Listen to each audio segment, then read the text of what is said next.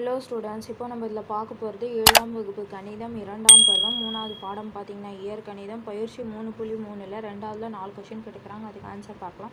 Question பாருங்கள், சரியா தவறா என கூறுக. ஃபர்ஸ்ட் கொஷின், m² n மற்றும் mn² இன் படிகள் சமமானவை. அப்போ படிகள்னால் இது அடுக்கு நம்ம கூட்டணும். இதில் 2 இது 1னா 3, இதுலேயும் இது 1 இது 2னா 3. அப்போது சமமாக தான் இருக்கும். இதுலேயும் 3 இதுலேயும் 3னா அப்போ சமம். அப்போது இந்த கூற்று வந்து சரி.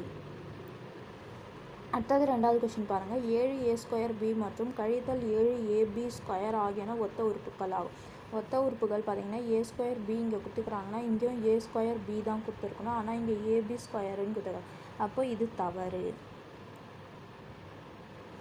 அதுக்கப்புறம் பாருங்கள், கழித்தல் 4x² என்னும் கோவையின் படி கழித்தல் 4 ஆகும்னு சொல்கிறாங்க. பாருங்கள், படி வந்து இது 2 இது 1 இது 1னா 4 தான் கூட்டல் 4ன்னு வருது. ஆனால் அவங்க கெழுவை எழுதிட்டு இருக்காங்க. அப்போது இது கூட தவறு. அதுக்கப்புறம் பாருங்கள், ஒரு கோவையின் படி என்பது ஏதேனும் ஒரு முழுக்களாக இருக்கக்கூடும். முழு எண்ணாக தான் இருக்கும். அப்போது கோவையின் படி பார்த்திங்கன்னா இந்த படியை நம்ம கூட்டுறோம்ல, அது வந்து முழு எண்ணாக தான் இருக்கும். அப்போது இந்த கூற்று வந்து சரி. புரிஞ்சுதுங்களா? அவ்வளோதான். 2வதுல இருந்தது 4 கொஷினுமே ஆன்சர் பார்த்துக்கலாம்.